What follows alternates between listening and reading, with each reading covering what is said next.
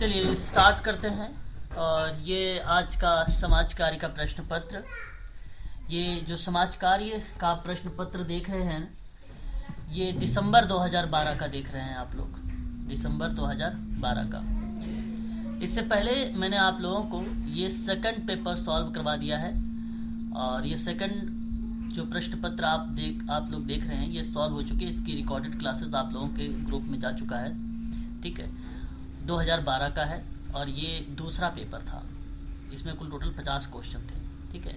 दूसरा पेपर था, ये कुल टोटल 50 क्वेश्चन थे। इसमें कुल टोटल अगर हम बात करते हैं तो 75 क्वेश्चन है। आगामी परीक्षा आप किंग जॉर्ज मेडिकल यूनिवर्सिटी को देने जा रहे हो और यूजीसी नेट का पेपर भी है 8 जनवरी को। उन परीक्षा में यहाँ से ये प्रश्न बड़े इंपॉर्टेंट होंगे क्योंकि परीक्षा में हो सकता है रिपीट सवाल हो जाए आप लोगों के लिए। तो प्लीज़ एक बार बहुत ध्यान से आप लोग प्रश्न को पढ़िएगा, फिर उसके बाद आप जवाब दीजिएगा। पहला प्रश्न आपके सामने कहता है कि विकास मूलक समाज कार्य का लक्ष्य है। विकास मूलक समाज कार्य का लक्ष्य है, 4 ऑप्शन है। क्या अधिकतम उपयोग, न्यूनतम उपयोग, इष्टतम उपयोग या उदारदार। संसाधनों का किस तरीके से आप उपयोग करोगे, अधिकतम उपयोग करोगे, न्यूनतम उपयोग करोगे, इष्टतम उपयोग करोगे। सही विकल्प का चुनाव करके आप एक बार जवाब बताएं, फिर मैं जवाब देता हूं। इष्टतम। बिल्कुल, संसाधनों का इष्टतम उपयोग करेंगे। संसाधनों का इष्टतम उपयोग का मतलब पहले सुन लीजिए आप लोग। इष्टतम का मतलब यह है कि जितनी आवश्यकता है उतना ही चीज़ें करेंगे और यही सही बात है। संसाधनों का इष्टतम उपयोग का अर्थ होता है सीमित संसाधनों का उनका सर्वोत्तम संभव उपयोग करना ताकि कम लागत में ज़्यादा से ज़्यादा फायदा हो। कम लागत में ज़्यादा से ज़्यादा जब फायदा होता है तो उसे हम लोग संसाधनों का इष्टतम उपयोग बताते हैं, यानी विकल्प तीसरा सही है। और ये प्रश्न कई बार रिपीट हुआ है, इसे आपको ध्यान रखना है। मेडिकल सोशल वर्क में दूसरा सवाल रिपीट हुआ है। मेडिकल सोशल वर्क में समाज रोग विज्ञान, समाज जिसे हम लोग सोशल पैथोलॉजी कहते हैं, इसका मीनिंग पूछा क्या होता है। तो पहला ऑप्शन आप देखेंगे तो सामाजिक बुराइयों की उत्पत्ति, प्रकृति और कारणों का अध्ययन ही बेसिकली क्या कहलाता है, समाज रोग विज्ञान कहलाता है। ये बहुत इंपॉर्टेंट सवाल है, इसको आप जरूर ध्यान में रखेंगे। क्वेश्चन नंबर 3 कहता है निम्नलिखित सिद्धांत है एक तरफ, दूसरी तरफ प्रतिपादक के नाम दिए गए हैं। क्वेश्चन नंबर 3 में यदि मैं आपसे घटना विज्ञान की बात करता हूँ कि घटना विज्ञान के संदर्भ में किस विद्वान का नाम आता है, तो कार्ल रोजर्स का नाम आता है। ये आपका पॉइंट सही होगा। मनोविश्लेषणात्मक सिद्धांत में कई बार बता चुका हूँ। ये पार्ट अगर हम बात करते हैं तो फ्रायड का नाम आता है। अभिप्रेरणा के संदर्भ में कोई सिद्धांत अगर आता है तो अब्राहम मैस्लो का नाम देखने को मिलता है। और अधिगम की बात अगर हम लोग करते हैं तो BF स्किनर का नाम हम लोगों को देखने को मिलता है। सही विकल्प होगा 3, 4, 2, 1 और 3, 4, 2, 1 विकल्प नंबर बी में दिया गया है, अतः आपका ऑप्शन बी सही माना जाएगा। क्वेश्चन नंबर 4 में देखिए अंतर्राष्ट्रीय वर्षों को UN द्वारा बेसिकली मनाया जाने वाला जो कार्यक्रम होगा उसको आपको दर्शाना, वो भी अवरोही क्रम पे। तो 14 नवंबर को अगर हम बात करते हैं तो अंतर्राष्ट्रीय बाल वर्ष के रूप में देखा जाता है ना। और अगर हम अंतर्राष्ट्रीय महिला वर्ष की बात करते हैं, यहाँ पे देखिए दिवस की नहीं बात किया गया है, वर्ष की बात किया गया है। दिवस की बात नहीं किया गया है, यहाँ पे वर्ष की बात किया गया है। तो इसके आधार पे 1979 का वर्ष माना जाएगा। अंतर्राष्ट्रीय महिला वर्ष की बात करेंगे तो 1975 माना जाता है। अंतर्राष्ट्रीय वयोवृद्ध व्यक्ति की बात करेंगे तो सन 1999 का मनाया जाता है। अंतर्राष्ट्रीय परिवार दिवस की वर्ष की बात करेंगे तो 1994 मनाया जाता है। तो ये बेसिकली आप लोगों को वर्ष के रूप में ध्यान रखना होगा। दिवस के रूप में ध्यान रखेंगे कि पंडित जवाहरलाल नेहरू के जन्म दिवस पर बेसिकली 14 नवंबर को एक बाल दिवस मनाया जाता है, ये आपको ध्यान में रखना है, ठीक है। और 8 मार्च की अगर हम बात करते हैं तो महिला दिवस के रूप में देखा जाता है। और 14 दिसंबर की अगर हम लोग बात करते हैं 1 अक्टूबर की अगर हम लोग बात करते हैं 1 अक्टूबर की अगर हम लोग बात करते हैं तो वृद्ध दिवस के रूप में मनाया जाता है। और 15 मई की अगर हम लोग बात करते हैं, ठीक है, तो उसे हम परिवार दिवस के रूप में जानते हैं, 15 मई। तो आप वर्षों के आधार पर अगर क्रम लगाएंगे, आरोही है तो पहले नंबर पर आपका बी आएगा, ठीक है, यानी 75 है, ठीक है। उसके बाद 79 है यानी ए है। फिर उसके बाद आपका 1994 है यानी 4 है।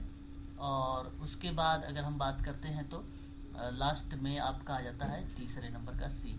तो बी यानी 2, फिर 1, फिर 4, फिर 3। देखिए किसी ऑप्शन में है 2, 1, 4, 3। ऑप्शन नंबर सी नंबर के ऑप्शन, सी नंबर के 3 नंबर का ऑप्शन। जो ऑप्शन है ये ऑप्शन आपका सही चला जाएगा। तो वर्ष के आधार पे इसको बताना था, दिवस के रूप में नहीं दिया गया था ये सवाल, ये वर्ष के रूप में सवाल दिया गया था। तो ये वर्ष भी आपको पता होना चाहिए, इंपॉर्टेंट सवाल है, एक बार इसे जरूर ध्यान में रखिएगा कि सवाल हो सकता है रिपीट हो जाए। अगला सवाल आपके सामने है, परिवार परामर्श जो कार्य होता है, जैसे देखिए मैंने आपको पहले भी बता रखा है इसके बारे में, है ना। आप मुझे बता सकते हो कि परिवार परामर्श कार्य जो है किसके अंतर्गत शामिल किया गया है। मैंने कहा है यूनिट के रूप में जाना जाता है ना। परिवार कभी भी समूह के रूप में काम नहीं करता है। तो जो माइक्रो। हाँ, जो व्यक्ति के रूप में काम करता है वो माइक्रो होता है, सूक्ष्म होता है। जो समूह के आधार पे काम करता है वो मध्यम स्तर का कार्य होता है। जो समुदाय स्तर पर काम करता है वो माइक्रो लेवल का कार्य होता है। तो समाज कार्य के 3 स्तर होते हैं, तीनों स्तर मैं आपको पढ़ा चुका हूँ। अतः विकल्प यहाँ पर जो ऑप्शन जाएगा वो सी वाला ऑप्शन सही होगा, ठीक है। दोनों क्लास में इसका टॉपिक हो चुका है, ये यूजीसी नेट में भी हो चुका है और आपका किंग जॉर्ज मेडिकल यूनिवर्सिटी में भी हो चुका है। क्वेश्चन नंबर 6 कहता है आपके कि समाज के दमित वर्गों का एक सशक्तिकरण और उसमें क्षमता निर्माण करना व्यावसायिक सामाजिक कार्यकर्ता का कार्य होता है। ये बात तो सही है ना। व्यावसायिक सामाजिक कार्यकर्ता का ये काम होता है कि जो दमित वर्ग के सशक्तिकरण और उसकी क्षमता का निर्माण कर सके ताकि वो समाज की मुख्य धारा से जुड़ सके। आर क्या कहता है, कहता है कि व्यावसायिक सामाजिक कार्यकर्ता, यानी आप अपने आप को समझिए कि हम व्यावसायिक सामाजिक कार्यकर्ता हैं और आपके पास ही समाज के जो दमित वर्ग की समस्या है उसको सुलझाने के लिए अपेक्षित कौशल और संवेदनशीलता आपके अंदर होनी चाहिए। यानी ये भी पॉइंट आपकी सही है। तो मैं आपसे कहूँगा कि दोनों स्टेटमेंट सही है और कथन कारण दोनों को सही करते हुए आप ऑप्शन नंबर ए को लगा सकते हैं। क्वेश्चन नंबर 7 देखिए, आधुनिक भारत में संयुक्त परिवार व्यवस्था विघटित हो रही है। क्या आज के समय में ऐसा आप लोगों को देखने को मिल रहा है कि आज जो है जो परिवार है वो बेसिकली अलगाव की तरफ जा रहा है, एकल परिवार की तरफ बढ़ रहा है। तो यानी इसका पॉइंट आपका सही हो जाएगा। इसके विघटन के लिए कृषक अर्थव्यवस्था और औद्योगिक अर्थव्यवस्था की ओर जो है संक्रमण जिम्मेदार हो रहा है। यहाँ पर आप कह सकते हो कि कृषि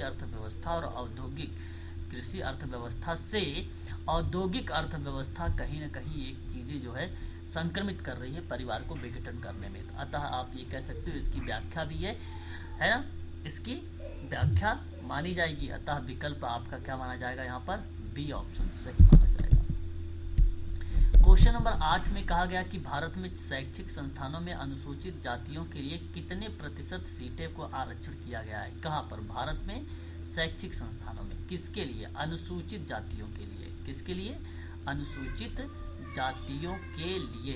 क्या विकल्प होना चाहिए इस प्रश्न का? यहाँ आप कह रहे हैं कि विकल्प जो ऑप्शन जाना चाहिए वह ऑप्शन नंबर आपका सही माना जाएगा। क्वेश्चन नंबर 8 का 15%। ठीक है सर, 17 नहीं, कितना परसेंट माना जाएगा, 15%। ठीक है, क्लियर है। अभी इस प्रश्न में अगर किसी को डाउट है तो प्लीज़ आप कर सकते हैं सवाल जवाब इस प्रश्न के आधार पे। इस प्रश्न का क्लियर सर, थोड़ा डाउट है सर इसमें, ऐसा लग रहा है सर। मैं बताता हूँ 15 है। भारत में शैक्षिक संस्थानों में सर अनुसूचित जातियों के लिए आरक्षण, छात्रवृत्ति या अन्य कोई सुविधा जो उपलब्ध कराई गई है सर, आरक्षण की बात यहाँ पे सवाल में था, सीटों का आरक्षित करने की बातें थी।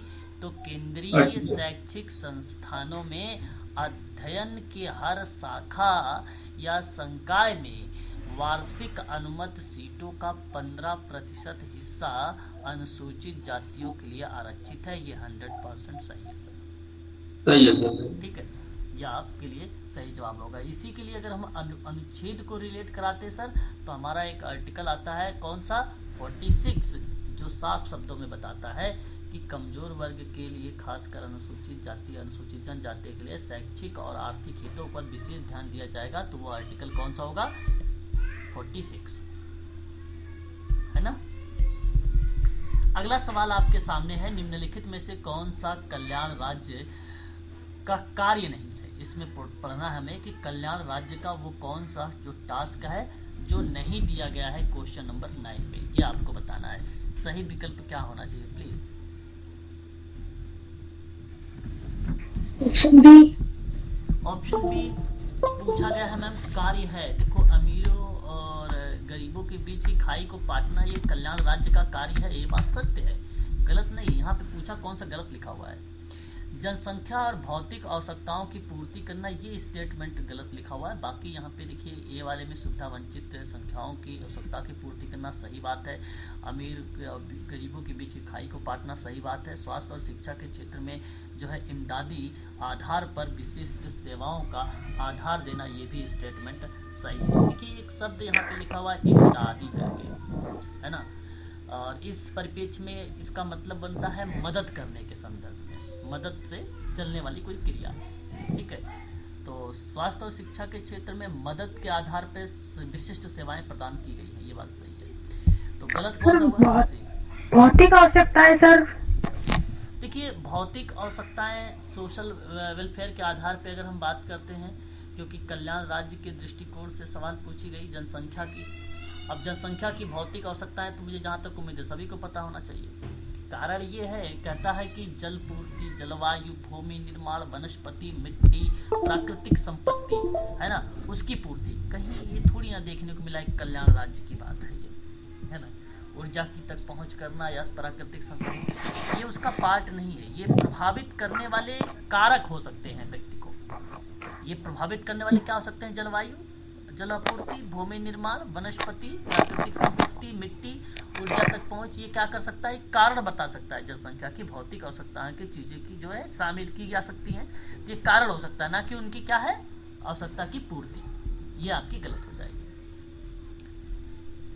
क्वेश्चन नंबर 10, निम्नलिखित में से कौन सा वयस्कत्व का विकास मूलक अभिलक्षण नहीं है? मतलब आप सवाल आसान है और ये प्रश्न रिपीट भी हुआ है कई बार।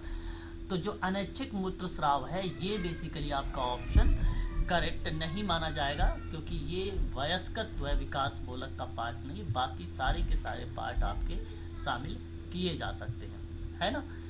ये बात आपको ध्यान रखना है। अनैच्छिक यानी मूत्र असंयम को दर्शाता है ये, है ना। ये अनैच्छिक मूत्रस्राव को असंयम, है ना, एक प्रकार से छींकने, खांसने, हंसने पर जो है आप ये कह सकते हो उस पर काबू नहीं पाया जा सकता है। ये अनैच्छिक क्रियाओं का पार्ट माना जाता है, ठीक है। क्वेश्चन नंबर 11 में कहा गया कि मिलान करना है हमें, और वो भी युग्म के साथ, यानी आपके सामने दूसरे पार्ट में दिया गया है। ये अवस्थाएं हैं, बचपन की प्रारंभिक चरण है, बुढ़ापा है, फिर बचपन का अंतिम चरण है, फिर ये वयस्कता का पार्ट दिया गया है। जैसे अगर मैं बात करूं बचपन का प्रारंभिक चरण को लेकर, तो आप कह सकते हो अपने पैर पे चलना हो गया, है ना, ये आरंभिक हो गया। बुढ़ापे की अगर हम लोग बात करते हैं तो आप ये कह सकते हो जीवन साथी की मृत्यु से समझौता करना हो गया बुढ़ापा। बचपन का अंतिम चरण की बात करते हैं, बचपन का अंतिम चरण है तो ये आप कह सकते हो कि माता पिता से अलग रहने की तैयारी एक प्रकार से चल रही है। वयस्कता की बात अगर हम करते हैं तो यहाँ पे काम करने की क्षमता को ये दर्शा सकता है। तो जैसे बाल्यावस्था का पूर्व के चरण एक होता है, एक उत्तर बाल्यावस्था होता है, तो उनको आप इन दोनों को रिलेट करा सकते हैं। बुढ़ापा तो ईजी था, वयस्कता भी ईजी ही है, ठीक है। तो आप 1 का 2 और पहले का 1 का 2 पहले का 1, ऑप्शन नंबर 1 वाला जो जाएगा, ये वाला ऑप्शन, ये आपका सही माना जाएगा। अब ये सवाल देखिए क्वेश्चन नंबर 12 में कि सही क्रम हमें व्यवस्थित करना है। इस प्रश्न में एक निदानात्मक सारांश होता है, तथ्यों एवं परीक्षणों पर आधारित कठिनाइयों को स्पष्टीकरण करना क्या कहलाता है? निदानात्मक सारांश कहलाता है, ठीक है। और एक होता है गृह इच्छा, जिसको आप लोग बोलते हो होम विजिट करना, होम विजिट को गृह इच्छा बोला जाता है। प्रवेश साक्षात्कार हो गया, आप ये जानते हो जब क्लाइंट के पहली बार एक चिकित्सक से मदद लेने आता है तो उस क्रिया में प्रवेश साक्षात्कार हम लोग नाम शामिल करते हैं। परामर्श सेवा हेतु संप्रेषण करने की बात होता है, एक प्रकार से आप रेफरल या चीज़ों को यहाँ पे डिनोट कर सकते हैं। फिलहाल इस प्रश्न को क्रम रूप में लगाना, तो सबसे पहले आएगा बच्चा किस रूप में आएगा, आप सभी लोग बता सकते हो कि सर्वप्रथम कम्युनिकेशन का पार्ट होगा, यानी ये चौथे नंबर का पहले नंबर पर आएगा। परामर्श और संप्रेषण पहले होती है, और उसके बाद आप कह सकते हो कि इनटेक जो इंटरव्यू है ये तीसरे नंबर का पार्ट आएगा। फिर उसके बाद आप होम विजिट करना क्रिया यहाँ पे शामिल करेंगे, और फिर लास्ट में निदानात्मक सारांश बन जाता है आपका पहला। तो 4 3 2 1 4 3 2 1 विकल्प नंबर 1 वाले ऑप्शन को आप सही कर सकते हो। क्वेश्चन नंबर आपके सामने 13 नंबर का सवाल है। ये सवाल इम्पोर्टेंट है। प्रॉब्लम आर जो है अनमेट नीड्स करके एक पुस्तक रही है या कथन भी है, और ये कथन किसके द्वारा बेसिकली मेंशन किया गया है, ये जवाब आपको बताना है। बहुत ही फेमस पर्सन, और ये नाम आप भलीभांत तरीके से जानते हैं। जिन्होंने प्रॉब्लम सॉल्विंग के बारे में बताया है, उन्होंने ही प्रॉब्लम्स आर अनमेट नीड के बारे में भी बताया है, और ये स्टेटमेंट आपका सही है। H.H. पार्लियामेंट का नाम आपका यहाँ पे सही चला जाएगा। किस विद्वान का नाम सही जाएगा आपका यहाँ पे, किसका, तो H.H. पार्लियामेंट का नाम सही जाएगा। ठीक है भाई, याद रखेंगे इनका नाम। बहुत ही फेमस पर्सन रहे हैं ये सोशल वर्क में, सोशल केस वर्क में तो खासकर इनका नाम देखने को मिलता है। और फेलिक्स बिस्टिक का नाम भी सोशल केस वर्क में ही मिलता है, लेकिन 1957 में इन्होंने 7 सिद्धांत दिया है। G.R. बनर्जी बड़े ही फेमस पर्सन ये भी रहे हैं, और इन्होंने अपनी क्रिया जैसे रिप्रेजेंट किया है बनर्जी महोदय ने social work education and social work practice in India पर इनका काम देखने को मिला है G.R. बनर्जी महोदय का।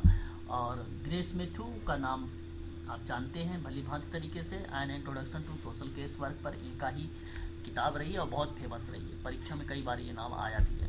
सही विकल्प यहाँ पर डी वाला आपका जाएगा। निम्नलिखित में से क्वेश्चन नंबर 14 में पूछा गया कि कौन सा केस कार्य का सिद्धांत नहीं है। अगर आप सिद्धांत पढ़े हो तो ऑप्शन ए की तरफ आप कह सकते हो कि विशिष्ट सिद्धांत नहीं है, गोपनीयता और व्यक्तिकरण मूल्यांकन का सिद्धांत माना जाता है। ये बात सत्य है।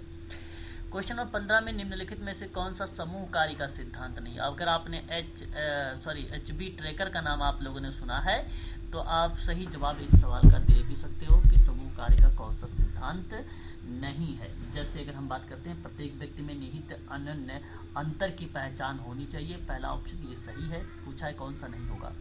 दूसरा क्या, समूह प्रक्रिया का उपयुक्त संशोधन भी होना चाहिए, यानी लचीलापन। समस्या समाधान की प्रक्रिया में समूह सदस्यों को शामिल होने की योग्यता भी होनी चाहिए। सदस्यों के प्रति उदासीन मनोवृत्ति का सिद्धांत, उदासीन नहीं हो सकता था, इसलिए विकल्प इस प्रश्न का डी वाला सही हो जाएगा। ये बात आप ध्यान रखेंगे। ठीक है, क्वेश्चन नंबर नेक्स्ट बढ़ेंगे। 16 नंबर का सवाल कहता है निम्नलिखित में से कौन सा एक संदर्भ समूह है। संदर्भ समूह आप लोगों ने हाइमन के बारे में पढ़ा होगा, जहां इन्होंने अपने जीवन के पहलू का मूल्यांकन करने वाला समूह के रूप में बताया था। विकल्प आपका बी सही माना जाएगा इस सवाल का। क्वेश्चन नंबर 17 की अगर हम बात करते हैं तो 17 क्या कहता है, निम्नलिखित में से कौन सा एक सुधारात्मक क्रियाविधि नहीं है। ठीक है, देखिए क्रियाविधि नहीं है, क्रियाविधि नहीं है। ठीक है, क्रिया तर्क संगतता, यहाँ एक प्रश्न बड़ा ही इम्पोर्टेंट है। मैं चाहूँगा इस सवाल के बारे में थोड़ा सा आप समझें कि क्या हो सकता है जो है सुधारात्मक क्रियाविधि। सुधारात्मक क्रियाविधि आपको जानना अत्यंत आवश्यक है। किसी विशेष सुरक्षा कार्य को सुसंगत और दोहरावपूर्ण तरीके से करने के लिए बनाई गई गतिविधियाँ को या गतिविधि एक्टिविटी को पूर्व निर्धारित कहते हैं हम लोग, या पूर्व निर्धारित क्रम कहते हैं। ठीक है, सुरक्षित कार्य प्रक्रिया ही क्या कहलाती है, सुरक्षात्मक कार्यविधि कहलाती है। और इसका मतलब है कि एक विशेष सुरक्षा कार्य को सुसंगत और दोहरावपूर्ण तरीके से करने के लिए बनाई गई है। तो उदात्तीकरण का पार्ट है और प्रक्षेपण का पार्ट है और सामना का भी पार्ट इसमें देखने को मिलेगा आप लोगों को। क्वेश्चन नंबर अगर हम बात करते हैं किसके अंतर्गत, 17 के अंतर्गत। ठीक है, तो विकल्प जो तर्क संगतता है, लॉजिकल जो पार्ट है, इस प्रश्न के आधार पे शामिल नहीं किया गया है। क्वेश्चन नंबर अगर हम बात कर रहे हैं कौन से पेपर की, 3rd पेपर की। ठीक है, क्लियर हो रहा है कि नहीं बताइए। क्वेश्चन नंबर 17 में अगर हम बात कर रहे हैं आप लोगों सर जी, सर इसका ऑप्शन डी का मतलब क्या है। ऑप्शन डी का मतलब है सामान्य जो है एक प्रकार का सामना। सामना का आशय सीधा सीधा बनेगा सर आपका यहाँ पे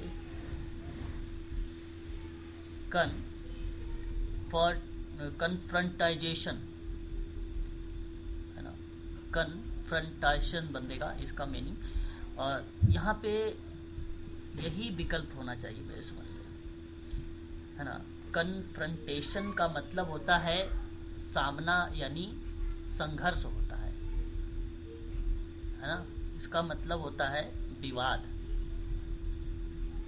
अब बताइए, उदात्तीकरण भी होगा, तर्क संगतता भी होगा, प्रक्षेपण भी होगा। ऑप्शन नंबर डी करेक्ट होगा इस प्रश्न का। इस प्रश्न का विकल्प क्या होना चाहिए, सही बताइए। डी आपका करेक्ट सही होगा। एक बार इसकी इंग्लिश भी देख सकते हो, क्वेश्चन नंबर 17 का।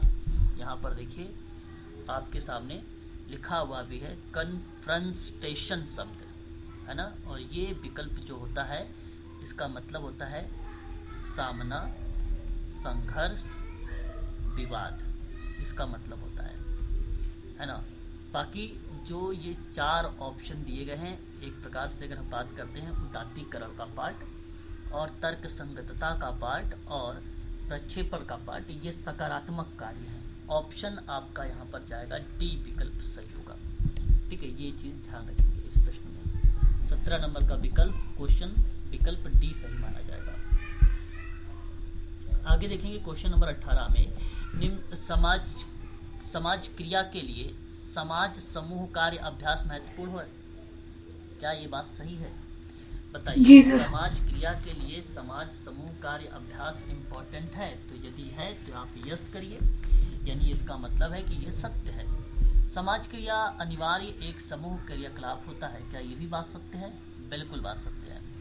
अब देखिए, समाज क्रिया अनिवार्यतः एक समूह क्रियाकलाप है, क्योंकि इसमें क्योंकि लगाइए और ऊपर पढ़िए, समाज क्रिया के लिए समाज समूह कार्य अभ्यास महत्वपूर्ण है इसलिए। तो आप ये बात कह सकते हो कि अगर ये सेंटेंस सही तरीके से आ रहा है तो आप यहाँ पर इसकी स्पष्टीकरण कर सकते हैं। ठीक है, या तो आप इसमें भी क्योंकि लगा सकते हो कि सामाजिक क्रिया के लिए समाज समूह कार्य अभ्यास है महत्वपूर्ण है, समूह कार्य अभ्यास महत्वपूर्ण है क्योंकि सामाजिक क्रिया अनिवार्यता एक समूह क्रियाकलाप है, इसलिए ये महत्वपूर्ण है। आप यहाँ पर भी इसकी व्याख्या कर सकते हो। विकल्प आपका ए सही जाएगा। क्वेश्चन नंबर 19 में कहा गया कि समूह कार्य व्यवहार के कार्यक्रम नियोजन में निम्नलिखित में से कौन सा शामिल किया गया है। कार्यक्रम नियोजन है ये सामाजिक समूह कार्य का ही पार्ट माना गया है। तो इसमें समूह के सदस्यों की सहभागिता होगी सदस्यों की, और समूह के सदस्यों के हित की बात होगी, कार्यक्रम अंतर्वस्तु की बात होगी, अतः विकल्प आपका डी सही हो जाएगा। अब देखिए, रोथमैन के द्वारा आप लोगों ने पढ़ा है सामुदायिक संगठन के मॉडल, और इसमें पूछा गया कि कौन सा मॉडल है। ठीक है, तो देखिए ऑप्शन ए। हाँ, जो लोकलिटी डेवलपमेंट की बात हम लोग कर रहे थे, स्थानीय विकास का मॉडल, ये इनका है, 1968 में दिया गया था। सन 2001 में इन्होंने संशोधन करके ये स्थानीय समूह का पार्ट या विकास का पार्ट लिख दिया था या नोट कर दिया था। बॉटम अप के बारे में भी मैंने पढ़ा दिया, बॉटम डाउन के बारे में भी आप लोगों को भी हाल ही में मैंने करवाया था। ठीक है, bottom up concept related to अगर हम बात करते हैं तो ये अवधारणा माइक्रो प्लानिंग के पार्ट में दर्शाएगी। ऑप्शन नंबर आपका डी सही माना जाएगा यहाँ पर। ठीक है, बॉटम डाउन जो होता है बड़ी बड़ी चीज़ों को छोटे छोटे भागों में डिवाइड करना, बड़ी बड़ी चीज़ों को छोटे छोटे भागों में डिवाइड करना। और यहाँ पे बेसिकली छोटा जो भाग है या छोटे छोटे भागों में डिवाइड करके कार्य को सिखाने का प्रयास किया जा रहा है, वो माइक्रो का पार्ट भी देखने को मिलता है। सही विकल्प इस प्रश्न का ऑप्शन नंबर डी जाएगा, है ना। ऑप्शन नंबर डी जाएगा। विश्लेषण व चुनने के उपयोग के लिए किया गया जो कार्य होता है, छोटे छोटों से बड़ी बड़ी चीज़ें बनाने का पार्ट करना, छोटे छोटे से बड़ी बड़ी बनाना, वो माइक्रो प्लानिंग यानी बॉटम अप होता है। बॉटम डाउन वो होता है जो बड़ी चीज़ों से छोटे छोटे बनाना, मतलब अपोजिट है, एक दूसरे के पूरक है। ऑप्शन डी करेक्ट होगा। वेन डायग्राम निम्नलिखित में से किससे समानता उपयोग में लाया जाता है। वेन डायग्राम बेसिकली यूज़ किया जाता है PRA में। PRA आप कहाँ पे पढ़ रहे हो, सहभागिता आधारित जो ग्रामीण मूल्यांकन होता है, ये चीज़ें हमें देखने को मिलता है PRA, है ना। Option number D. Question number 23 में कहता है कि भारत में स्थानीय समुदायों के स्तर पर कम्युनिटी चेस्ट होता है एक प्रकार का फंड टाइप से रिलेटेड, है ना। कम्युनिटी चेस्ट शुरू करने के प्रयास बहुत कम हुए हैं। बताइए, भारतीय जो समुदाय, भारत में जो स्थानीय समुदाय हैं उसके स्तर पे कम्युनिटी चेस्ट शुरू करने का प्रयास बहुत कम हुए हैं। क्या ये बात सही है? बिल्कुल, बहुत कम लोग जानते भी हैं कम्युनिटी चेस्ट, है कि नहीं? बताइए। Yes yes yes. ये बात सत्य है। दूसरा कहता है, यदि सामुदायिक स्तर पर संसाधनों को मिलकर इकट्ठा करने को बेहतर कोशिश की जाती है तो भारत में सामुदायिक विकास और बेहतर हो जाएगा। बिल्कुल बात सत्य है, यानी ये भी स्टेटमेंट करेक्ट हो जाएगा। ए आर दोनों सही है, ऑप्शन सी यानी थर्ड ऑप्शन करेक्ट हो जाएगा आपका। क्वेश्चन नंबर 24 देखिए, एक तरफ आपके सामने दिए गए हैं अंतर्राष्ट्रीय इनिशिएटिव और दूसरी तरफ दिया गया है देश जहां से आरंभ किया गया है। ठीक है, ये तो पहला आपके सामने दिया गया है DFID। ये होता क्या है? Development of international department, D से हो जाएगा department for international development, UK है ये यूके में है। और ये सही जवाब सन 1997 में इसकी इस्टेब्लिश हुआ था यूके में। ये चीज़ आप यहाँ पर नोट कर सकते हैं। दूसरा अगर हम बात करते हैं यहाँ पर USAID करके है, ये यूनाइटेड स्टेट है ना, USA United state agency for international development है ये। और ये आप नाम से स्पष्ट कर सकते हैं ये किससे मैच होने वाला है। ये USA से मैच होने वाला है और इसकी स्थापना कब हुई थी? सन 1961 में। CIDA की बात अगर कनाडियन इंटरनेशनल डेवलपमेंट एजेंसी का पार्ट है ये। और ये बात सीधा सीधा है कि कनाडा से रिप्रेजेंट होगा और ये इसकी स्थापना हुई थी सन 1968 में, 1968 में।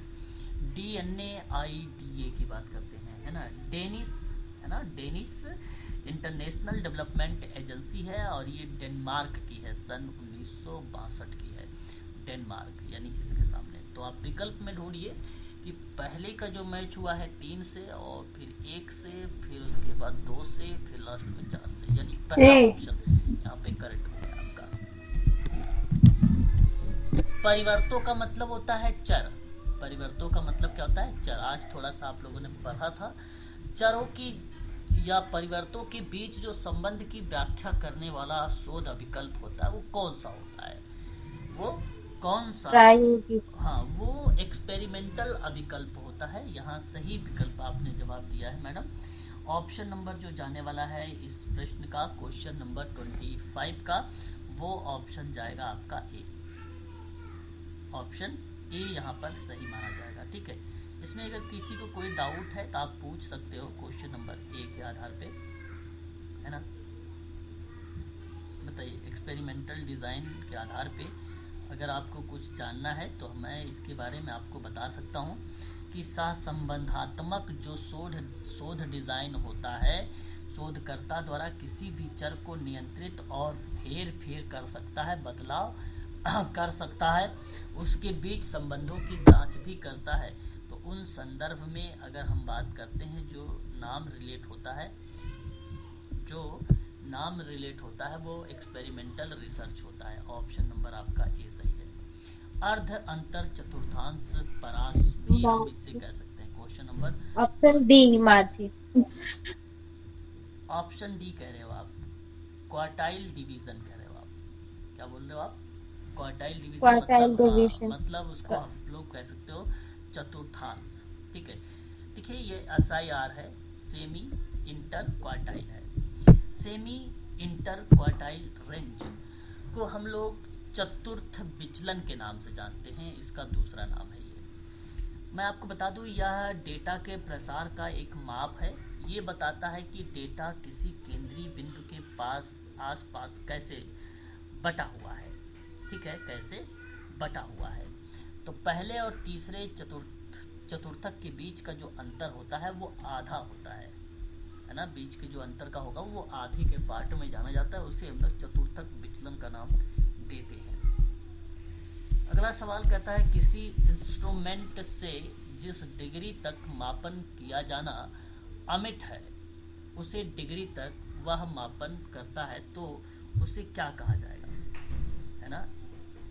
क्वेश्चन नंबर आपके सामने 27 नंबर का सवाल है। ये इंस्ट्रूमेंट दिया हुआ है और रियली मेज़र करने की बात कर रहा है। जो है intends to measure is called, यानी अमिट बिंदु, मतलब एक बिंदु पर, एक मुख्य बिंदु पर बात करने के प्रयास कर रहा है आप लोगों से। तो वो क्या पार्ट कहलाता है? वैलिडिटी। क्या कहलाता है? वैधता। मेरी बात को ध्यान से सुनेंगे। जब डिग्री जिस तक कोई उपकरण, वह डिग्री जिस तक कोई उपकरण वास्तव में मापता है तो उसे वह मापने का इरादा रखता है, तो उसे हम लोग वैधता कहते हैं, वैलिडिटी। और ये मात्रात्मक डेटा का पार्ट है। क्या कहलाता है? मात्रात्मक डेटा का पार्ट है ये। तो इस आधार पे इसके अगर सवाल की अगर हम बात करते हैं वैलिडिटी का, तो ऑप्शन नंबर सी अगर आप देखेंगे तो वो प्रामाणिकता लिखा हुआ है, वैलिडिटी का मतलब। तो ऑप्शन क्या होना चाहिए यहाँ पर? ऑप्शन नंबर सी, प्रामाणिकता का मतलब होता है वैलिडिटी। ठीक है। क्वेश्चन नंबर 28 में क्या कहा गया है? शोध प्रक्रिया का चरण बताया गया है। अभी अभी आप लोगों ने पढ़ा है PhD कैग करके, कैग आर करके। पी से प्रॉब्लम यानी समस्या या विषय का चयन कर रहे हो, जैसा कि पॉइंट में। फिर मैंने कहा था हाइपोथेसिस और प्रॉब्लम के बीच में एक लिटरेचर रिव्यू आता है जिसको हम लोग साहित्य समीक्षा कहते हैं। साहित्य समीक्षा भी यहाँ पे दिया हुआ है। डिज़ाइन नहीं दिया हुआ है। और कलेक्शन, यहाँ पे देखिए क्या दिया है? आंकड़ों का संग्रहण करना यानी कलेक्शन दिया हुआ है। फिर उसके बाद एनालिसिस यानी विश्लेषण दिया हुआ है। फिर जनरलाइजेशन नहीं दिया हुआ है। फिर रिपोर्ट लास्ट में दे दिया है, यानी व्याख्या के बाद ही रिपोर्ट आ जाती है। जनरलाइजेशन का ही पार्ट है, समझो एक प्रकार से व्याख्या, उसके बाद रिपोर्ट। यानी विकल्प आपका जो जा रहा है वो इस ऑप्शन का बी विकल्प सही माना जाएगा। ठीक है। तो selection of topic, review of literature, collection of data, analysis और इंटरप्रिटेशंस एंड रिपोर्ट राइटिंग, विकल्प बी में लिखा हुआ है, यही विकल्प बी सही होगा। क्वेश्चन नंबर 29 में कहा गया कि व्यावसायिक समाज कार्य की दृश्यता को बढ़ाने के लिए इसके शोध कार्य को अधिकतम क्रियात्मक होना चाहिए। बिल्कुल बात सही है। व्यवसाय समाज कार्य अगर आपको बढ़ाना है तो शोध कार्य को अधिकतम क्रियात्मक बनाना चाहिए या अधिकतम होना चाहिए, है ना, अधिकतम होना चाहिए। इसके आधार पे चीज़ें बताई गई हैं।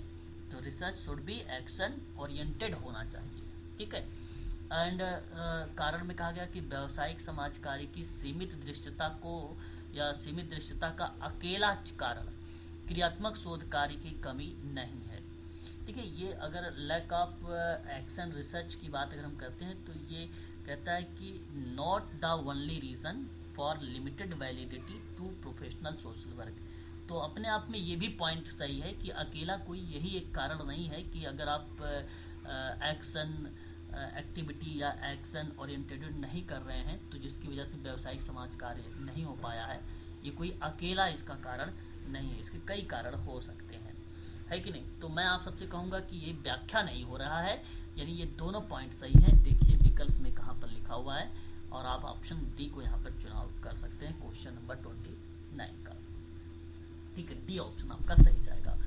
क्वेश्चन नंबर बात करेंगे हम लोग 30 पर। यहाँ ये सुमलित से संबंधित है, उत्तराखंड जो है चिपको आंदोलन उससे संबंधित है। कहीं कहीं 1973 तो कहीं कहीं 1970 का भी वर्ष हमें देखने को मिलता है और इसका नाम मिलेगा सुंदरलाल बहुगुणा से। नर्मदा बचाओ आंदोलन के बारे में भी आपने सुना है, मध्य प्रदेश का है। सन 1989 में ये बेसिकली शुरू हुआ था और इनका नाम जुड़ा हुआ है मेघा पाटेकर से। लोकपाल आंदोलन की बात 1985 तो 5 सितंबर 2011 को अगर हम बात करते हैं, अन्ना हजारे ने इस आंदोलन में अपना एक अहम रोल अदा किया था। वेस्टर्न घाट की अगर हम लोग बात करते हैं तो ये भी मार्च 2011 का ही पार्ट रहा है और वेस्टर्न घाट बचाओ। और वेस्टर्न घाट में बेसिकली इकोलॉजिकल एक्सपर्ट कमेटी के माध्यम से इसे 31 अगस्त 2011 को 31 अगस्त 2011 को इसको इस्टेब्लिश किया गया, एक प्रकार कह सकते हो आंदोलन बनाया गया। माधव गाडगिल का एक अहम रोल इसमें देखने को मिला था। तो सही विकल्प जाएगा option number B is the right answer. Correct जवाब इसका। सर नर्मदा बचाओ का 1989 हो गई है 1985 सर।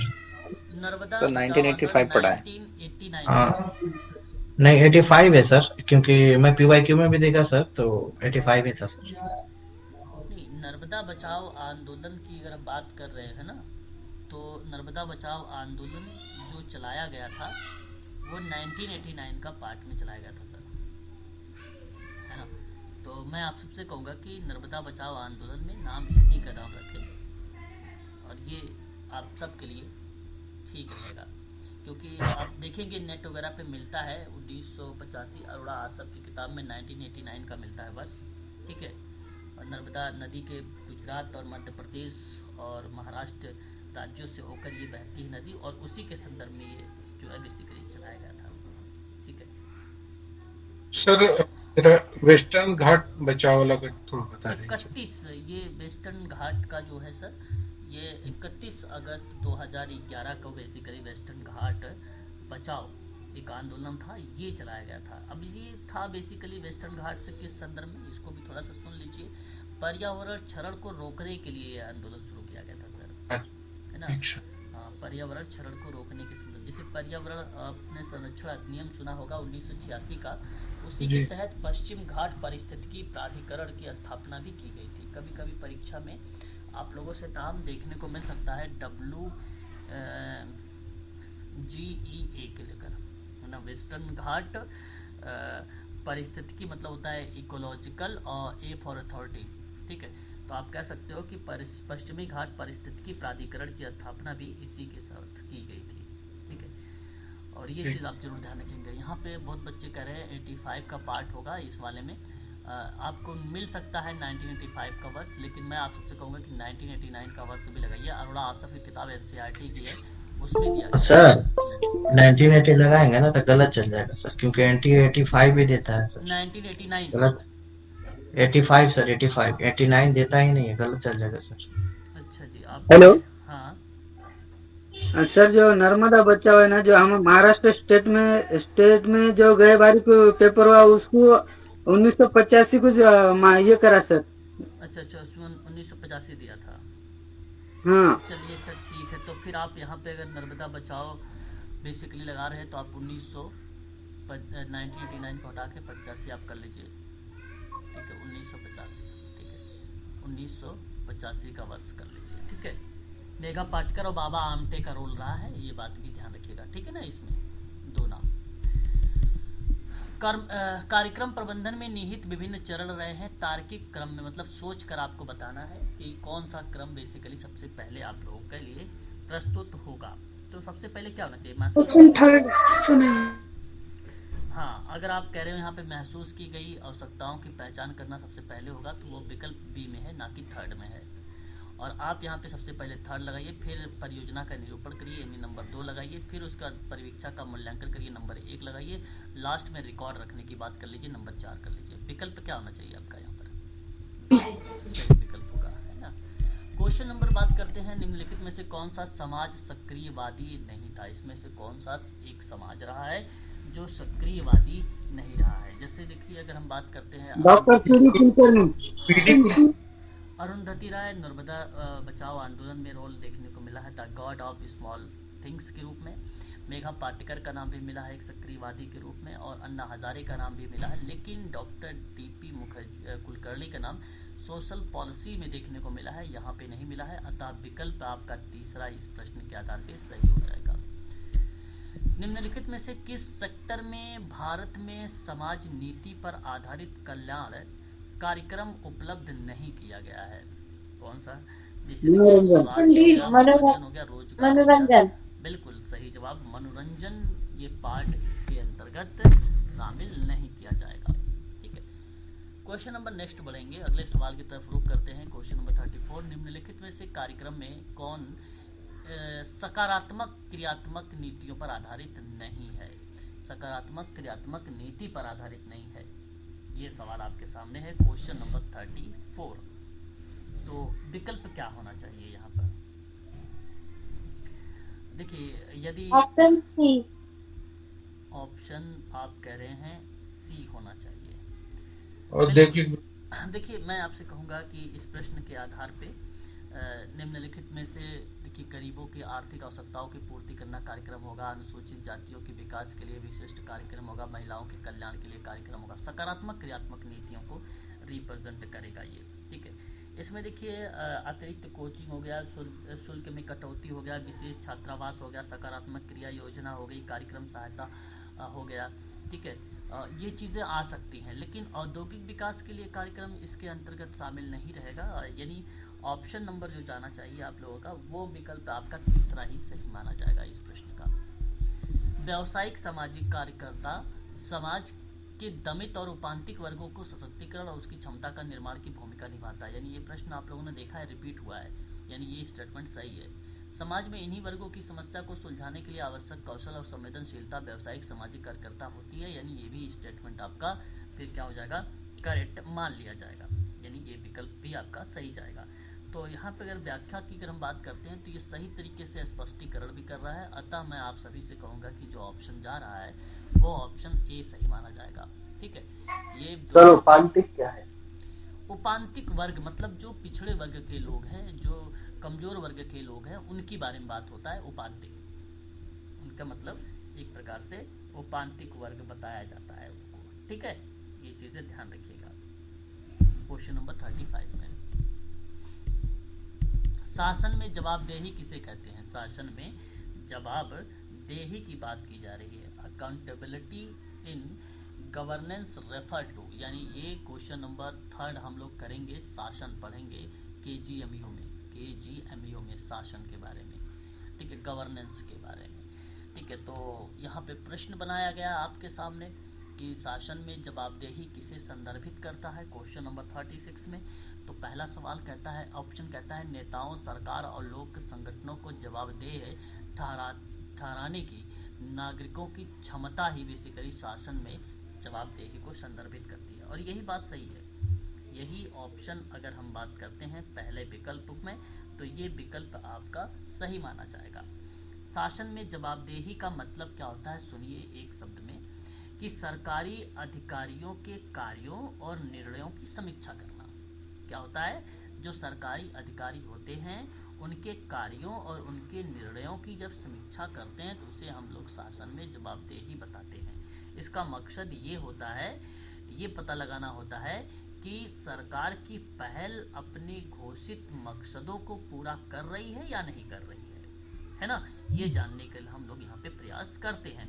अतः विकल्प जो जाना चाहिए वो ऑप्शन नंबर ए आपका करेक्ट होगा, ठीक है। आगे बढ़ेंगे अगले सवाल की तरफ और क्वेश्चन नंबर 37, पंचायती राज संस्था में भारत ने निम्नलिखित में से क्या हासिल हुआ है? क्वेश्चन नंबर हमारे सामने 37 है। सही विकल्प क्या होना है? बिल्कुल, यदि आप कह रहे हैं कि ग्रामीण अभिशमन या अभिशासन में कमजोर वर्गों को औपचारिक प्रतिनिधित्व के रूप में, तो ये विकल्प आपका सही होगा, पंचायती राज संस्था भारत के परिप्रेक्ष्य में। क्वेश्चन नंबर 38 कहता है भारतीय संविधान के किस अनुच्छेद के अंतर्गत बच्चों के लिए निःशुल्क और अनिवार्य शिक्षा का प्रावधान किया गया है? तो ये होता है विकल्प ए आपका सही हो जाएगा। देखिए, अनुसूचित जाति को अनुसूचित जनजाति और अन्य दुर्बल कमजोर वर्गों के लिए जो शिक्षा की बात की गई है, जैसे शोषण से उनकी सुरक्षा करने की बात की गई है, वो आर्टिकल आपका 46 बताता है। और 47 क्या कहता है? कहता पोषाहार स्तर पर जीवन स्तर को ऊंचा उठाना, लोक स्वास्थ्य में सुधार करना राज्य का कर्तव्य है, ये 47 बताता है। 48 क्या बताता है आपको? कृषि और पशुपालन का संगठन बताता है 48, ठीक है। तो सही विकल्प ऑप्शन ए होगा। अगला सवाल आपके सामने क्या बोला गया कि परिवीक्षा का अर्थ क्या होता है? सिंपल शब्दों में दंड का सशर्त निबंधन करना, है ना, निलंबन करना, ये शब्द दर्शाता है आपका प्रोबेशन, ठीक है। प्रोबेशन मीन्स अगर आपसे पूछा जाए तो इसका सही विकल्प जो माना जाएगा वो ऑप्शन नंबर क्या होना चाहिए? सी ऑप्शन सही होगा, है ना। किसी व्यक्ति की योग्यता, आचरण या चरित्र का परीक्षण करना, किसी व्यक्ति की योग्यता, आचरण या चरित्र का परीक्षण करना क्या कहलाता है? प्रोबेशन कहलाता है। ऑप्शन क्या होना चाहिए यहाँ पर? सही जवाब दी आपका सी होगा। प्रोबेशन पीरियड की अवधि अलग अलग व्यवसाय और उद्योगों में अलग अलग होती है, लेकिन जी क्या कह रहे हैं सर? खुशी का बार बार अनम्यूट हो रहा है। ओके, हाँ प्लीज खुशी म्यूट रहिए। लेकिन ज्यादातर संगठनों में यह 3 से 6 महीनों के बीच होता है, उसे हम लोग बोलते हैं परिवीक्षा का पाठ। क्वेश्चन नंबर 40, अल्पसंख्यक वर्गों के साथ कार्य करने वाले समाज कार्यकर्ता को अल्पसंख्यक वर्गों पर दमन के प्रभाव की जानकारी और गहन समझ होनी चाहिए। क्या ये बात सही है? क्या Yes. बिल्कुल ये स्टेटमेंट सही है। दमित और उपांतिक वर्गों की सेवा करना समाज कार्यकर्ता का दायित्व है, ये बात भी सही है और सही एक्सप्लेनेशन दे रहा है। बिल्कुल ऑप्शन नंबर आपका ए करेक्ट हो जाएगा। क्वेश्चन नंबर नेक्स्ट पढ़ेंगे, अगले सवाल की तरफ अगर रुक करते हैं तो क्वेश्चन नंबर 41 आ जाता है। सामाजिक अधिनियम किसके लिए प्रयास करता है? सामाजिक जो अधिनियम है वो किसके लिए प्रयास करता है? ये क्वेश्चन नंबर आपके सामने 41 दिया गया है। D. Option D. Okay, option D की तरफ जा रहे हो और मैं आप सभी से कहूंगा कि ऑप्शन डी ही विकल्प इस प्रश्न का सही माना जाएगा। ठीक है, ऑप्शन नंबर यहाँ पर डी यानी उपर्युक्त सभी के सभी करेक्ट जवाब माने जाएंगे। ठीक है, क्वेश्चन नंबर नेक्स्ट पढ़ेंगे, अगले सवाल की तरफ करते हैं। 42 में कहता है कि उस प्रक्रिया का वर्णन करता है जिसके द्वारा एक विशिष्ट समस्या के समाधान हेतु कार्यविधि का चयन किया जाता है। ऑप्शन डी संगठनात्मक नियोजन। यहाँ आप कह रहे हैं ऑप्शन डी, जो कि वो गलत होगा। ऑप्शन नंबर अगर आप ए की तरफ झुकाव करें तो कहता उस प्रक्रिया का वर्णन करना, मतलब निर्णयन उस प्रक्रिया का वर्णन करता है जिसके द्वारा एक विशिष्ट समस्या का समाधान हेतु एक कार्यविधि का चयन होता है। ठीक है, यहाँ पे डिसीजन मेकिंग के संदर्भ में सवाल था ये, और ऑप्शन आपका यहाँ पर पहला ही करेक्ट जवाब होगा, ना कि डी होगा। डी ऑप्शन आपका यहाँ पे करेक्ट नहीं माना जाएगा। डी ऑप्शन तो ऑर्गेनाइजेशनल प्लानिंग की बात करता है। इसका मतलब सिंपल होता है कि जब भी आपसे संगठनात्मक योजना के बारे में पूछा जाए तो किसी कंपनी या संगठन के उद्देश्य और लक्ष्यों को हासिल करने के लिए बनाई जाने वाली एक योजना होती है, उस प्रक्रिया में हम उसे संगठनात्मक योजना कहते हैं। लेकिन यहाँ तो सवाल कुछ और था कि एक विशेष समस्या के समाधान हेतु एक कार्यविधि आपकी चयन, वो विकल्प होगा निर्णय, decision making. Question number next पढ़ेंगे और अगला सवाल ये है ROI। Option B return of investment. Option B return of investment. यहाँ आप कह रहे हो विकल्प बी होना चाहिए। ROI का मतलब निवेश पर प्रतिफल, इसको क्या बोला जाता है? निवेश पर प्रतिफल, और ये आपका सही विकल्प है। ठीक है, निवेश पर प्रतिफल। तो कहने का मतलब ये है कि यह एक वित्तीय मीट्रिक है जिसके जरिए किसी निवेश की लाभप्रदता का मूल्यांकन किया जाता है। लाभप्रदता का मूल्यांकन किया जाता है और ये बात सत्य है। शुद्ध आय को निवेश की लागत से भाग दिया जाता है और इसी भागफल को प्रतिशत में फिर बदल दिया जाता है। ठीक है, तो ये यहाँ पे जो करेक्ट जवाब होगा वो ऑप्शन नंबर आपका बी ऑप्शन सही होगा। औद्योगिक विवाद एक अधिनियम है डैश में भारत में कामगार सहभागिता कार्यक्रम के रूप में द्विपक्षीय कार्य समिति के गठन का प्रावधान करता है। ये क्वेश्चन नंबर आपके पास 44 दिया गया है, तो 1947 का विकल्प होगा, यानी डी ऑप्शन आपका करेक्ट हो जाएगा। क्वेश्चन नंबर 45, उच्च अपेक्षाओं और निम्न संवेदनशीलता के कारण भारत में महानगरों में तलाक की दर बढ़ रही है। तलाक की दर क्या हो रही है? बढ़ रही है। तो मैं आपसे कहूंगा कि ये स्टेटमेंट आपका सही बात है। ग्रामीण क्षेत्र में एक दूसरे की आवश्यकताओं के प्रति अधिक संवेदनशीलता है, अतः ग्रामीण क्षेत्रों में तलाक की दर लंबे समय तक अल्पत्र मतलब अतलक मतलब एक प्रकार से निम्न तरीके में रही है ना, लोअर फॉर लॉन्ग टाइम है ना रही है, ये लोअर टाइम। तो बिल्कुल बात कहेंगे आप सही है। क्या यहाँ पर ये बात एक दूसरे की व्याख्या कर रही है? नहीं, क्योंकि व्याख्या हो ही नहीं रही है, परंतु दोनों सही हैं और मैं आपसे कहूँगा कि यहाँ आप लोग जवाब देंगे ऑप्शन नंबर ए को। ऑप्शन नंबर ए आपका करेक्ट होगा। ठीक है, आगे बात करिए। क्वेश्चन नंबर 46 में शिक्षा से अधिक संवेदनशीलता उत्पन्न होती है और आत्मविश्वास विकसित होता है, यानी ये बात तो सही है भाई, इसमें कोई दो राय नहीं है। शिक्षित महिलाएं समाज से सामान्यतः अधिक सम्मान मांगेंगी और ये बात सही है। इसका सही एक प्रकार से व्याख्या भी हो रही है। शिक्षा के अधिक संवेदनशीलता उत्पन्न होती है तो आत्मविश्वास विकसित होता है, तो अगर ये होगा तो वहाँ पर बेसिकली शिक्षित महिलाएं समाज के सामान्यतः अधिक सम्मान मांगेंगी भी। ठीक है, तो यहाँ पर विकल्प आपका क्या होना चाहिए? डी ऑप्शन सही होना चाहिए इस प्रश्न का। ठीक है, स्पष्टीकरण भी इस प्रश्न के आधार पर अगर हम बात करते हैं क्वेश्चन नंबर 46 का, तो डी ही ऑप्शन सही है। भारत में शहरी समुदाय विकास सेवाओं का आरंभ किया गया था। ठीक है, तो वो विकल्प क्या हो सकता है? आपका विकल्प आपका अमेरिकन फ्रेंड्स सर्विस कमेटी के नाम से जाना जाएगा और ये ऑप्शन आपका यहाँ पे करेक्ट मान लिया जाएगा। ऑप्शन नंबर ए सही जवाब होगा इस प्रश्न का। ठीक है, अमेरिकन फ्रेंड्स सर्विस के बारे में यहाँ पर बात की जा रही है। ठीक है, देखिए ये एक संयुक्त राज्य अमेरिका और दुनिया भर में शांति और सामाजिक न्याय के लिए काम कर रही है। एक प्रकार की ये इंस्टीट्यूट या एक प्रकार की ये कमेटी, ऐसा नाम आप यहाँ पर दे सकते हैं। सर्वप्रथम इसकी स्थापना प्रथम विश्व युद्ध के बाद जो पीड़ित लोग थे उनकी सहायता के लिए किया जा रहा था इसमें।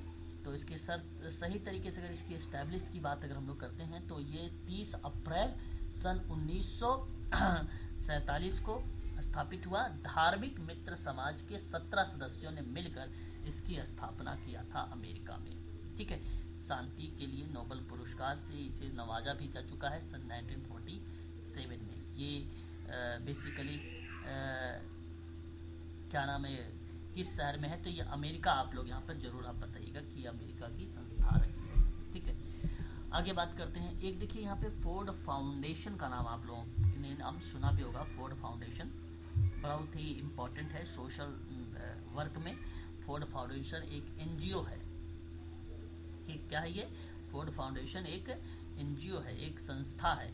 ठीक है, जनवरी 1936 में इसकी स्थापना के रूप में रिप्रेजेंट किया गया है।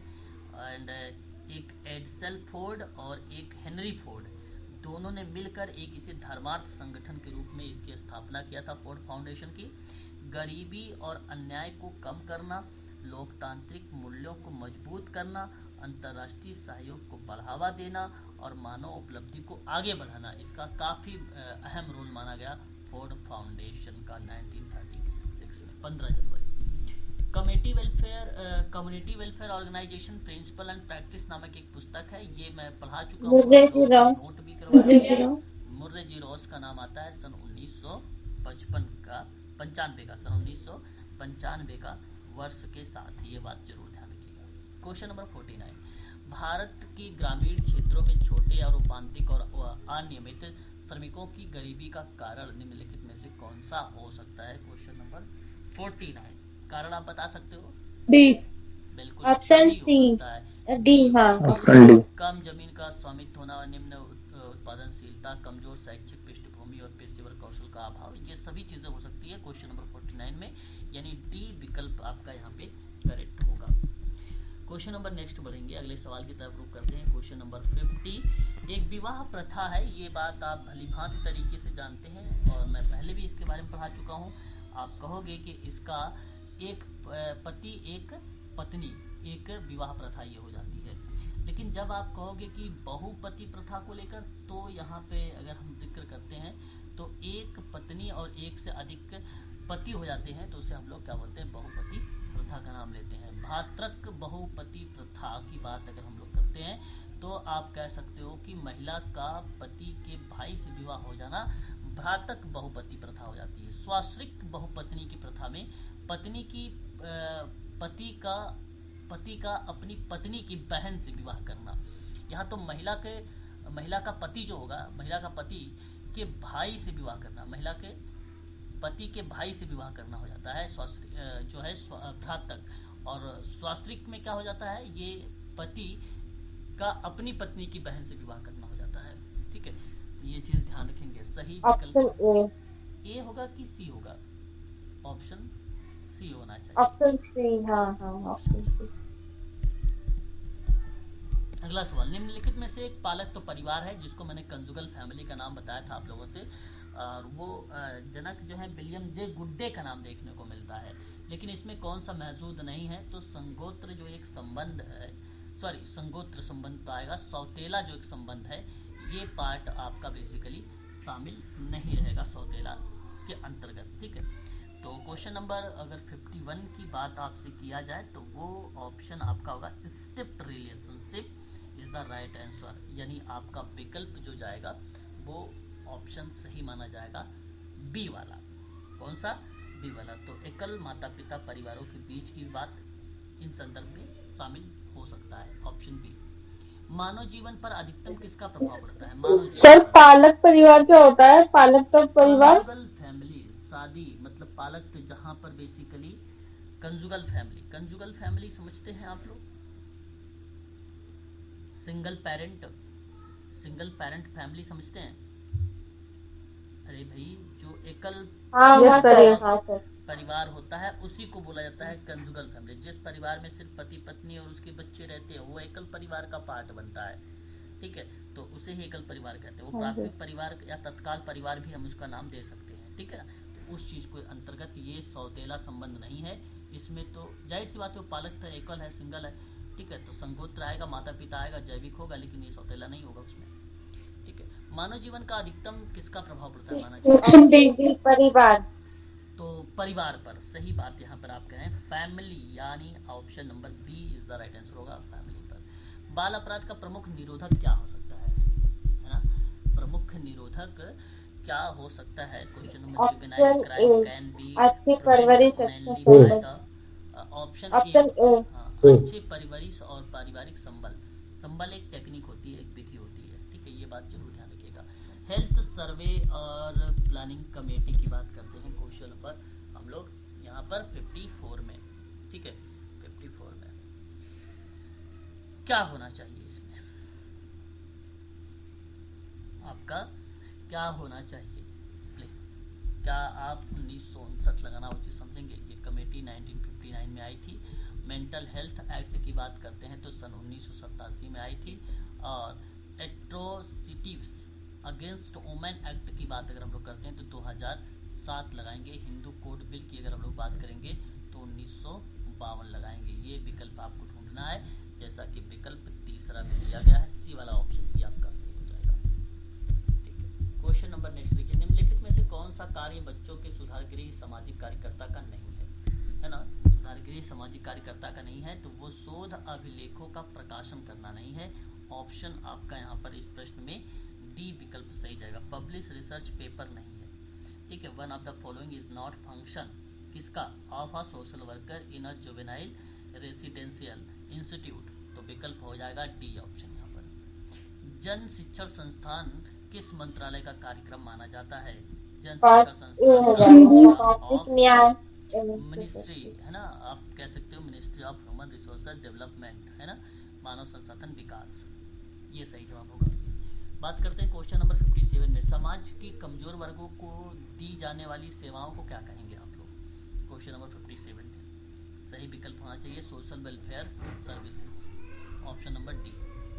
क्वेश्चन नंबर 58, लुइस ब्रेल दिवस कब मनाया जाता है? ये बड़ा आसान सवाल है। आप कहेंगे ये तो बेसिकली गलत यहाँ पे ऑप्शन में लिखा है लुइस ब्रेल, लेकिन वैसे तो मनाया जाता है इसको कितने तारीख को बता सकते हो? 4 जनवरी को, 4 जनवरी को, ऑप्शन में 5 जनवरी दिया हुआ है।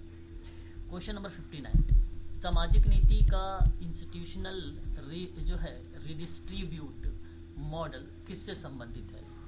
आपको ये बताना है क्वेश्चन नंबर 59 में। आप कह सकते हैं साम्यवादी राज्य,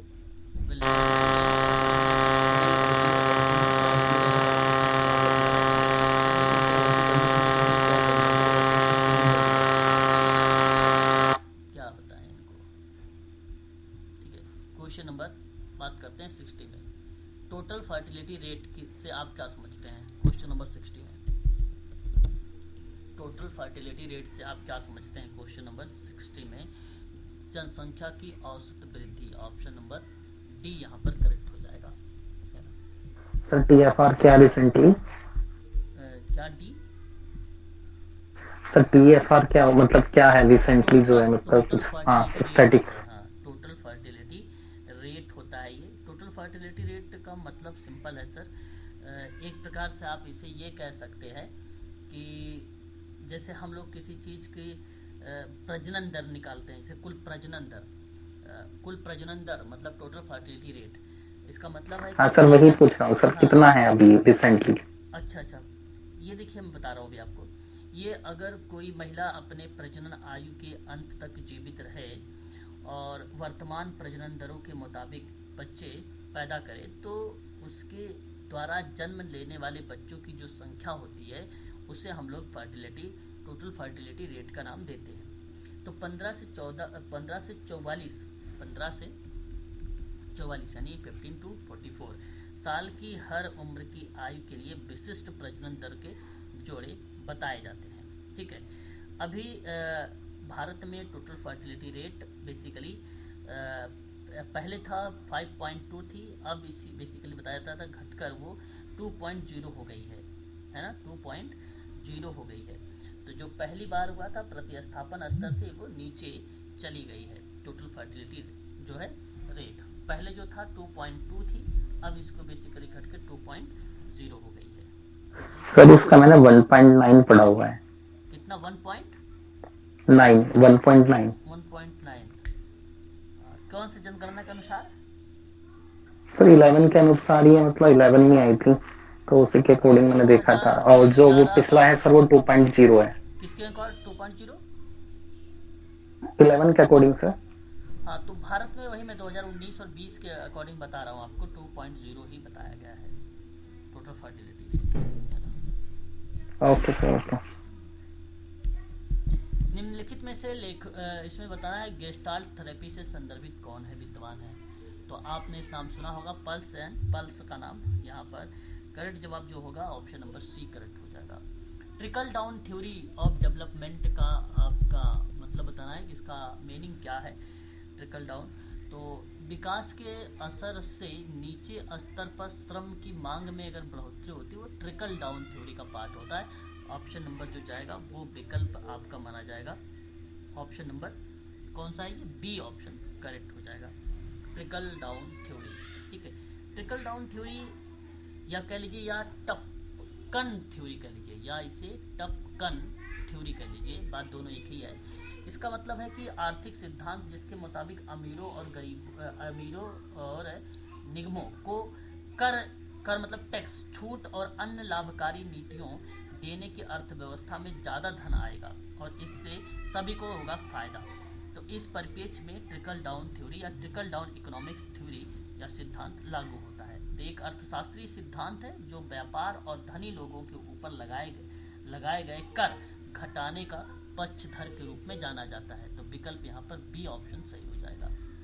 वयोवृद्धि संबंधित संयुक्त राष्ट्र का जो सिद्धांत है वो किस वर्ष ऑप्शन बी। अभी मैंने आप लोगों को बताया भी था कि इसका जो सही वह अंतर्राष्ट्रीय वर्षों के आधार पे, तो वो ऑप्शन यहाँ पे ऑप्शन नहीं होगा, बी गलत हो जाएगा। ये आपका कौन सा ईयर माना जाना चाहिए?